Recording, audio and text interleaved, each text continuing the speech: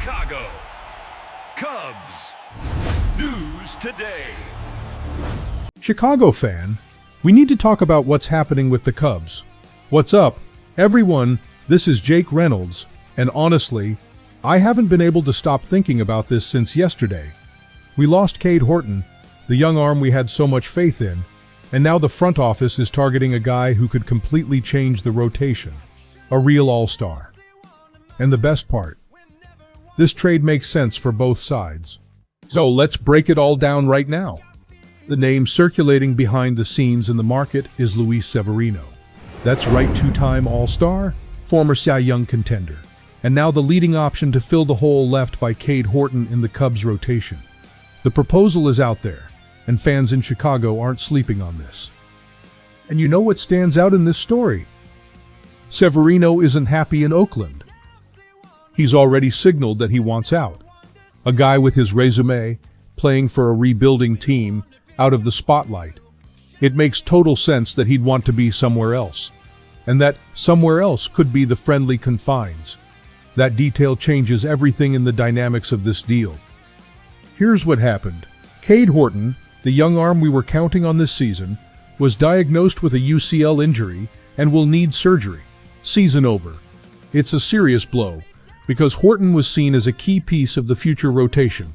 With him out, the front office has to act fast. The proposal on the table involves sending Brandon Birdsell and Riley Martin to the Athletics and bringing Severino to Chicago. Simple on paper but heavy in reality.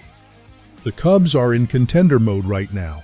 The competitive window is open, the roster has quality, and the fan base expects playoffs. Losing a young, promising starter early in the season would normally make you rethink everything. But this front office isn't waving the white flag. On the contrary, the move for Severino shows the mindset. We're still in this fight, and we're going to get what we need to stay in it. This isn't the first time the Cubs have faced something like this.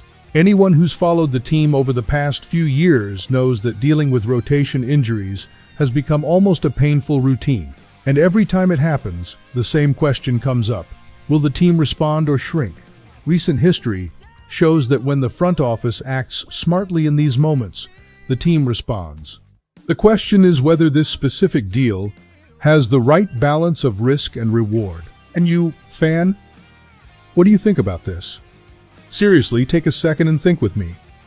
Would you give up Birdsell and Riley Martin for a Severino who's been inconsistent? Because I know some people look at his 5.59 ERA this season and immediately hesitate. And that's fair. It's a legitimate concern. But do the numbers tell the full story? Drop your thoughts. I want to know if the fan base is for or against this move. Let's be analytical here. Severino's FIP this season is 4.50, very different from his ERA.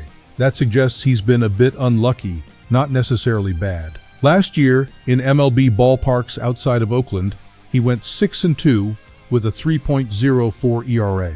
That's not a fluke. He's a pitcher who performs better in competitive environments, on teams that are playing for something. The Cubs would be giving up the organization's 16th and 27th prospects, not untouchable core pieces. When you weigh all that, the decision starts to make a lot of sense. Behind the scenes, the talk is that the Athletics aren't interested in keeping Severino beyond this season. The team is in a full rebuild, focused on youth, and an unhappy veteran in the clubhouse doesn't help anyone. This has all the makings of a clean deal both sides wanted. The Cubs want an experienced arm now, the Athletics want prospects for the future.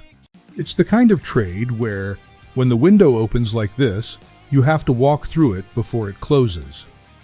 If Severino arrives, the impact goes beyond the numbers.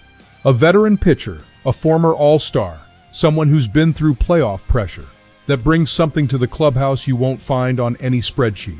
The young players feel it. The rotation gains weight. The bullpen breathes easier. And the fans at Wrigley Field will have more reason to believe this team is built to win, not just compete. There's a huge difference between the two. My take? I make this trade without much hesitation. Look at where the team is, what's at stake, and what you're giving up. 2 secondary prospects for an experienced pitcher who could be decisive in September. In October, that's exactly the kind of move championship teams make. You don't win with what-ifs. You win with bold decisions made at the right time, and that time might be now. The Cubs have an open window. You can't waste it out of fear of giving up mid-tier prospects. If the trade happens and Severino finds his rhythm, the Cubs head into the second half with a solid rotation and a team that can challenge anyone in the playoffs. If he's inconsistent, he still relieves pressure on the rotation and bullpen. If the trade doesn't happen, the team will have to find another solution, and it likely won't be as appealing as this one. The most concerning scenario is the front office standing still, waiting, while the season passes and the window quietly closes. This is the kind of moment that defines seasons. It's not an April series, not a single home run. It's the decision the front office makes when real adversity hits. Losing Horton hurts, but how the team responds to that loss will say a lot about this group's character. The Cubs have talent, they have fans, they have Wrigley Field behind them. Now what they need is the courage to take the next step. So I'll ask you fans, is this Cubs team ready to make a big-time decision? Because trading for Severino isn't just about filling a spot in the rotation. It's about telling the world that Chicago is still in the fight. And me? I really want to believe they are. And since you're here with East, there are some really cool Cubs items down in the description. Go check them out, it's worth it.